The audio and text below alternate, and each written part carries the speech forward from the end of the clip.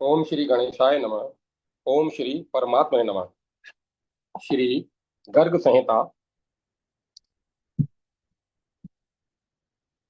43वां अध्याय। इला व्रत वृक्ष के राजा शोभन ने भेंट की प्राप्ति। इला व्रत वर्ष में राजा शोभन से भेंट की प्राप्ति। स्वयंभू मनु की तपोभूमि में मूर्तिमती सिद्धियों का निवास। लीलावतीपुरी में अग्निदेव से उपायन की उपलब्धि। वेद नगर में मूर्तिमान वेद राग ताल स्वर ग्राम और नृत्य के भेदों का वर्णन।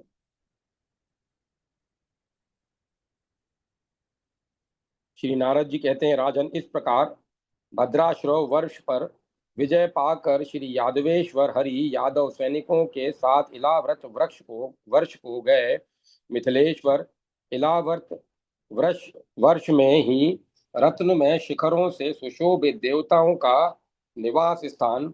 दीप्तिमान स्वर्ण में पर्वत गिरिराजाधिराज सुमेरु है, जो भूमंडल रूपी कमल की कर्णिका के समान शोभा पाता है। उसके चारों ओर मंदर, मेरु, मंदर, सुपार्श्व तथा कुमुद, ये चार पर्वत शोभा पाते हैं। इन चारों से घिरा हुआ वह एक गिरिराज सुमेरु धर्म अर्थ काम और मोक्ष, इन चार पदार्थों से युक्त मनोरथ की भांति शोभा पाता है। उस इलाव्रत वर्ष में जम्बू फल के रस से उत्पन्न होने वाला जम्बू नद नामक स्वतः सिद्ध स्वर्ण उपलब्ध होता है। वहां जम्बू रस से अरुणोदा नाम की नदी प्रकट हुई है, जिसका जल पीने से इस भूतल पर कोई रोग नहीं होता। राजन, वहां कदम्ब वृक्ष से उत्पन्न कादम्ब नामक मधु की 5 धाराएं प्रवाहित होती हैं, जिनके पीने से मनुष्य को कभी सर्दी गर्मी विवरणता कांति का फीका पड़ना थकावट और दुर्गंध आदि दोष नहीं प्राप्त होते। उन मधु धाराओं से काम पूरक नद प्रकट हुई है, जो मनुष्यों की इच्छा के अनुसार रत्न अन्न वस्त्र सुंदर आभूषण शय्या तथा आसन आदि जो जो दिव्य फल हैं उन सब को अर्पित करते हैं। इसी प्रकार वहाँ सुप्रसिद्ध उधर्व वन है, जहाँ भगवान संकर्षण विराजते हैं। जिस वन में भगवान शिव स्वतः अपनी प्रियसी के साथ रमण करते हैं तथा जिसमें गए हुए पुरुष तत्काल स्त्री रूप में परिणत होते हो जाते हैं। स्वर्ण में कमल शीतल वसंत वायु केसर के वृक्ष लवंग लताओं के समूह तथा देव वृक्षों की सुगंध से के सेवन से मदांध भ्रमर, ये सब इलाव्रत वर्ष की अत्यंत शोभा बढ़ाते हैं। वैदुर्य मणि के अंकुरों से विचित्र लगने वाली वहां की मनोहर स्वर्णमयी भूमि को देखते हुए भगवान श्री हरि ने अलंकार मंडित देवताओं से पूर्ण इलाव्रत वर्ष को जीत कर वहां से भेंट ग्रहण की। पूर्व काल के सत्य युग में राजा मुचुकुंद के जमाता शोभन ने भारतवर्ष में एकादशी का व्रत करके जो पुण्य अर्जन किया, उसके फल स्वरूप देवताओं ने उन्हें मंद्राचल पर निवास दे दिया। आज भी वह कुमार राजकुमार कुबेर की भांति रानी चंद्रभामा भागा के साथ वहां राज्य करता है। मिथिलेश्वर वह परम सुंदर शोभन भेंट लेकर देव प्रवर भगवान श्री कृष्ण के सामने आया। यदुकुल तिलक श्री हरि की परिक्रमा करके शोभन उनके चरणाविंदों में पड़ गया और भक्ति पूर्वक प्रणाम करके उन परमात्मा को शीघ्र ही भेंट देकर पुनः मंदराचल को चला गया। बहुलाश्व ने पूछा, देव देवर्षि प्रवर राजा शोभन ने चले जाने पर भगवान मधुसूदन ने आगे कौन सा कार्य किया, यह बतलाइए। श्री नारद जी ने कहा, राजन, उस मंदराचल के शिखर पर एक परम दिव्य सरोवर है, उसमें स्वर्ण में कमल खिलते हैं। यह देखकर किरीटधारी अर्जुन ने माधव श्री कृष्ण से कहा। अर्जुन बोले, देव की नंदन स्वर्णमयी लताओं और स्वर्णमय कमलों से व्याप्त यह अद्भुत कुंड किसका है, मुझे बताइए। श्री भगवान ने कहा, स्वयंभू मनु के कुल में उत्पन्न आदि राजाधिराज पृथु के यहाँ दिव्य तप किया था। पृथु ने यहाँ दिव्य तप किया था, उन्हीं का यह अद्भुत दिव्य कुंड है पार्थ। इसका जल पीकर मनुष्य सब पापों से मुक्त हो जाता है तथा इसमें स्नान करके नरेतर प्राणी भी मेरे परम धाम में पहुंच जाता है। श्री नारद जी कहते हैं, राजन, यही साक्षात भगवान ने एक तपोभूमि में पदार्पण किया जहां सदा आठों सिद्धियां मूर्तिमती होकर नृत्य करती हैं। उन सिद्धियों को देखकर उद्धव ने सनातन भगवान से पूछा। उद्धव बोले, भगवन, मंदराचल के समीप यह सुंदर तपोभूमि किसकी है प्रभो? यहाँ कौन सी स्त्रियां मूर्तिमती होकर विराज रही हैं? कृपया यह बताइए, कृपया यह बताएं। श्री भगवान ने कहा, उद्धव, यहाँ पूर्व काल में स्वयंभू मनु ने तपस्या की थी, उन्हीं की यह सुंदर तपोभूमि है जो आज भी परम कल्याणकारिणी है। यही नारी रूपधारी आठ सिद्धियां सदा विराजमान रहती हैं। यहाँ जो कोई भी आ जाए उसे भी आठों सिद्धियां प्राप्त हो जाती हैं। यहाँ एक क्षण भी तपस्या करके मानव देवत्व प्राप्त कर लेता है। चतुर्मुख ब्रह्मा भी इस तपोभूमि के महात्म्य का वर्णन करने में समर्थ नहीं है। श्री नारद जी कहते हैं, राजन, यूं कहकर भगवान श्री कृष्ण अपनी सेना से घिरे हुए बारंबार उद्धव, यहाँ पूर्व काल में स्वयंभू मनु ने तपस्या की थी, उन्हीं के यह सुंदर तपोभूमि है जो आज भी परम कल्याणकारिणी है। यही नारी रूपधारी आठ सिद्धियां सदा विद्यमान रहती हैं। यहाँ जो कोई भी आ जाए उसे भी आठों सिद्धियां प्राप्त हो जाती हैं। यहाँ एक क्षण भी तपस्या करके मानव देवत्व प्राप्त कर लेता है। चतुर्मुख ब्रह्मा भी इस तपोभूमि के महात्म्य का वर्णन करने में समर्थ नहीं है। श्री नारद जी कहते हैं, राजन, यूं कहकर भगवान श्री कृष्ण अपनी सेना से घिरे हुए और बारंबार दुंदुभी बजवाते हुए उन अत्यंत उत्कट प्रदेशों में गए जहां पूर्व काल में हिरण्यकश्यपु दैत्य ने तपस्या की थी और जहां लीलावती नाम की एक स्वर्णमयी नगरी है। उस लीलावती जी लीलावती के स्वामी साक्षात वितिहोत्र नामधारी अग्नि है जो उत्तम व्रत का पालन करते हुए नित्य मूर्तिमान होकर राज्य करते हैं। उन धनंजय देव ने भी परम पुरुष परमात्मा श्री कृष्णचंद्र को भेंट देकर उनकी उत्तम स्तुति की। इस प्रकार सारे इलाव्रत वृक्ष वर्ष वर्ष का दर्शन करते हुए देवादिदेव भगवान श्री कृष्ण वेद नगर में गए जो जम्बू द्वीप का एक मनोरम स्थान है। उस नगर में भगवान निगम वेद सदा मूर्तिमान होकर दिखाई देते हैं। उनकी सभा में सदा वीणा पुस्तक धारणी वाग देवता वाणी सरस्वती सुंदर एवं की अधिष्ठान भूत मंगल के अधिष्ठान भूत श्री कृष्ण चरित्र का गान करती हैं। नरेश्वर, उर्वशी और विप्रचिति आदि अप्सराएं वहां नृत्य करती हैं। वे अपने हाव भाव तथा कटाक्षों द्वारा वेदेश्वर को रिझाती रहती हैं। मैं विश्वावसु, तम्बरू, सुदर्शन तथा चित्ररथ ये सब लोग वेणु, वीणा, मृदंग, मेरुयष्टि आदि वाद्यों को खड़ताल और एवं धुंदबी के साथ विधिवत बजाया करते हैं। नरेश्वर यहाँ ह्रस्व, दीर्घ, पलतु, उदात, अनुदात, स्वरित तथा अनुनासिक और निर्नुनासिक इन 18 भेदों के साथ स्तुतियां गाई जाती हैं। नरेश्वर वेदपुर में आठों ताल, सातों स्वर और तीनों ग्राम मूर्तिमान होकर विराजते हैं। वेद नगर में राग रागनियां भी मूर्तिमती होकर निवास करती हैं। भैरव, मेघ, मल्हार, दीपक, मालकोश, श्री राग और हिंदोल ये 6 राग बताए गए हैं। इनकी पृथक पृथक 5-5 स्त्रियां रागनियां हैं और 8-8 पुत्र हैं। नरेश्वर ये सब वहां मूर्तिमान होकर विचरते हैं। भैरव भूरे रंग का है, मालकोश का रंग तोते के समान हरा है, मेघ मल्हार की कांति मोर के समान है, दीपक का रंग स्वर्ण के समान है और श्री राग अरुण रंग का है। मिथिलेश्वर हिंदोल का रंग दिव्य हंस के समान शोभा पाता है। बहुलाश्व ने पूछा, मुनि श्रेष्ठ, ताल स्वर ग्राम और नृत्य इनके कितने भेद हैं? इन सब का नामोल्लेख पूर्वक वर्णन कीजिए। श्री नारद जी ने कहा, राजन, रूपक, चंचरिक, परमठ, विराट, कमठ, मल्लक, झटित और जुटा, ये 8 ताल हैं राजन।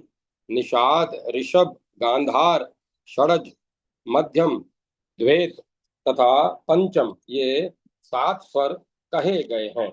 माधुर्य, गांधार और धौर्य, ये 3 ग्राम माने गए हैं। रास, तांडव, नाट्य, गान और अप्सरस, ये नृत्य के 8 भेद हैं। ये सभी 10-10 हाव भाव और अनुभवों से युक्त हैं। स्वरों का बोध कराने वाला पद या सारे ग म सारे ग म प ध नी इस प्रकार है राजन। ये सब मैंने तुम्हें बताया।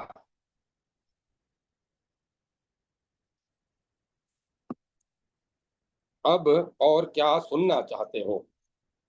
इस प्रकार श्री गर्ग संहिता में विश्वजीत खंड के अंतर्गत श्री नारद बहुलाश्व संवाद में वेदनगर का वर्णन नामक 43वां अध्याय पूरा हुआ। जय माता सरस्वती। जय मां सरस्वती। 44वां अध्याय रागनियों और रागपुत्रों के नाम और वेद आदि के द्वारा भगवान का स्तवन। बहुलाश्व ने पूछा, देवर्षे, रागनियों और रागपुत्रों के नाम मुझे बताइए, क्योंकि परापर वेदता विद्वानों में आप सबसे श्रेष्ठ हैं।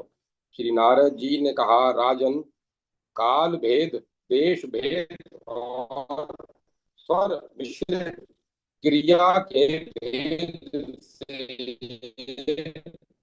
विद्वानों ने गीत के 56 करोड़ भेद बताए हैं।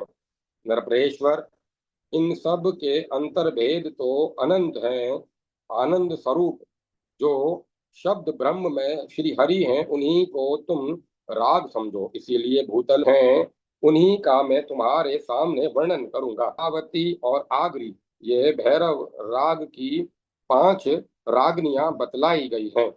महर्षि समृद्ध, पिंगल, मागध, बिलाबल, वैशाख, ललित और पंचम, ये भैरव राग के भिन्न भिन्न 8 पुत्र बतलाए गए हैं।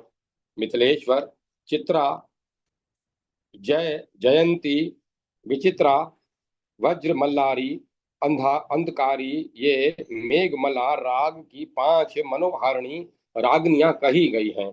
श्याम कुमार, सोरठ, नट, उड़ायन, केदार, वज्र, रहस्य, जलधार एवं विहाग, ये मल्हार राग के 8 पुत्र प्राचीन विद्वानों ने बताए हैं। कंचुकी, मंजरी, टोडी, गुर्जरी और शाबरी, ये दीपक राग की 5 रागनियां विख्यात हैं। विदेहराज, कल्याण, शुभ काम, गौड़ कल्याण, काम रूप, कानहरा, राग संजीव, सुखनामा और मंदहास, ये संगीत के विद्वानों द्वारा दीपक राग के 8 पुत्र कहे गए हैं। मिथिलेश्वर, गंधारी, गांधारी, वेद गांधारी, धनाश्री, स्वर्णमणि तथा गुणागरी, ये 5 राग मंडल में मालकोश राग की रागनियां कही गई हैं। मेघ मल्हार, मारू, माचार, कौशिक, चंद्रहार, घूंघट, विहार तथा नंद, ये मालकोश राग के 8 पुत्र बतलाए गए हैं। राजेंद्र, वैराटी, कर्णाटी, गौरी, गौरवा, गौरावटी तथा चतुर्श चतुश्चंद्र, कला ये पुरातन पंडितों द्वारा कही गई श्री राग की विख्यात 5 रागनियां हैं। महाराज, सारंग, सागर, गौर, मरुत, पंचशर, गोविंद, हमीर और गिभिर ये श्री राग के 8 मनोहर पुत्र हैं।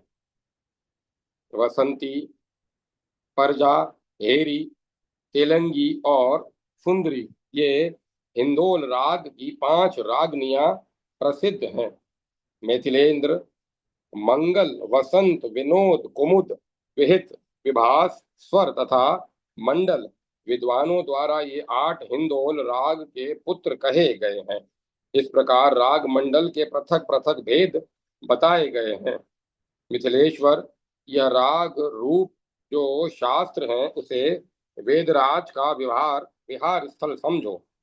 बहुलाश्व ने पूछा, शब्द ब्रह्म रूप श्री हरि के साक्षात स्वरूप महात्मा निगम वेद के इस भूतल पर कौन कौन से अंग हैं, यह मुझे बताइए। श्री नारद जी ने कहा, राजन, वेद स्वरूप श्री हरि का मुख व्याकरण कहा गया है। पिंगल कथित छंद छंद शास्त्र उनका पैर बताया जाता है। मीमांसा शास्त्र कर्मकांड हाथ है। ज्योतिष शास्त्र को नेत्र बताया गया है। आयुर्वेद पृष्ठ देश, धनुर्वेद वक्ष स्थल, गांधर्व वेद रसना और वैश्विक शास्त्र मन है। सांख्य बुद्धि, न्यायवाद अहंकार और वेदांत महात्मा वेद का चित्त है। राजन, ये सब बातें तुम्हें बताई, अब और क्या सुनना चाहते हो? बहुलाश्व ने पूछा, देवर्षे, उस वेदपुर में जाकर साक्षात भगवान श्री हरि ने क्या किया यह मुझे बताइए, क्योंकि आप साक्षात दिव्यदर्शी हैं।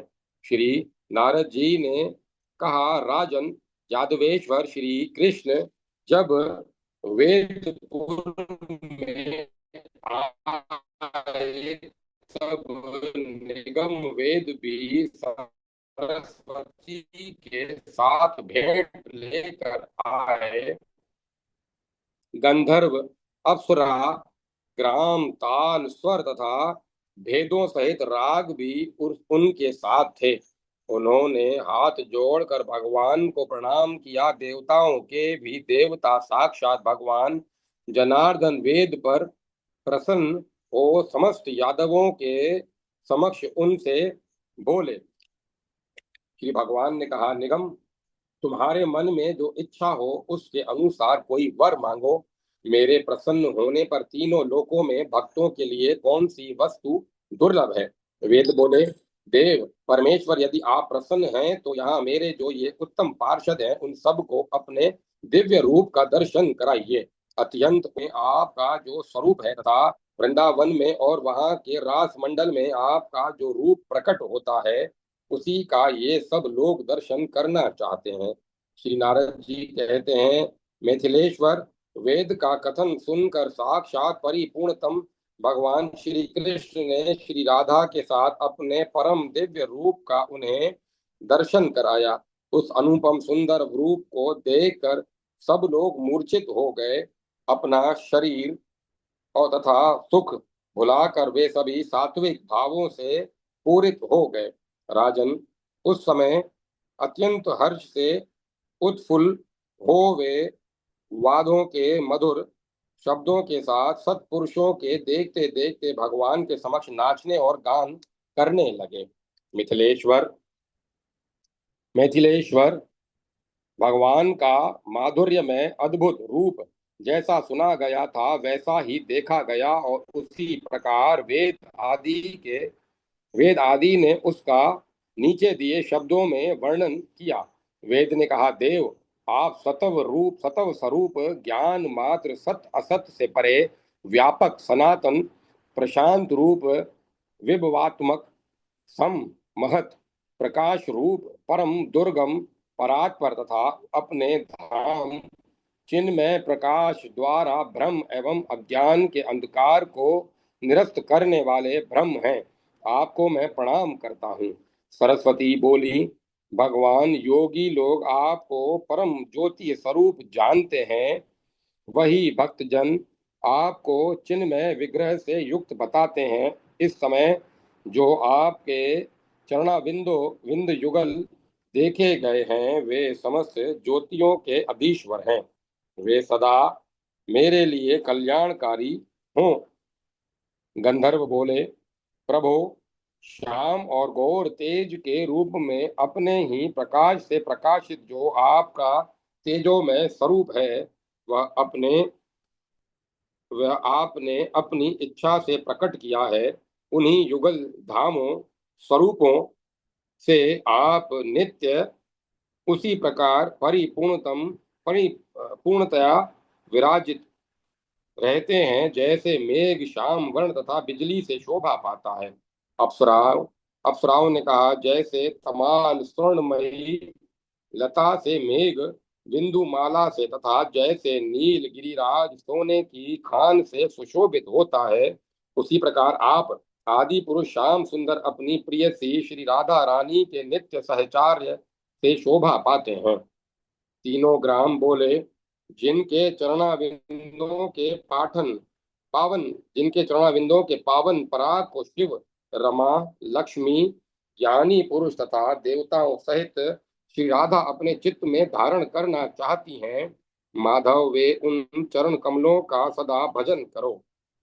माधव के उन चरण कमलों का सदा भजन करो।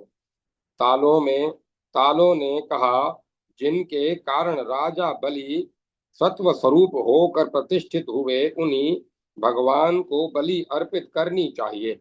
अपने संतप्त चित्त रूपी गुफा में श्री हरि के उस चरण को ही प्रतिष्ठित करके उसकी सेवा करो।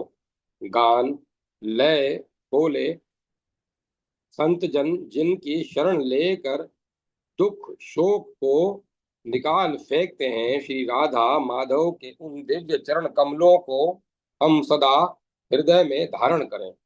स्वर बोले, जो शरद ऋतु के प्रफुल्ल पंकज की शोभा को अत्यंत तिरस्कृत कर देते हैं, मुनि रूपी भ्रमर जिनका आस्वादन करते हैं, जो वज्र कमल और शंख आदि के चिन्हों से सुशोभित हैं, जिन पर सोने के नुपुर चमक रहे हैं तथा जिन्होंने भक्तों के त्रिविध तापों का अनुमूलन कर दिया है, श्री राधा वल्लभ के उन चंचल धुतिशाली युगल चरणाविंदों को मैं हृदय में धारण करता हूँ।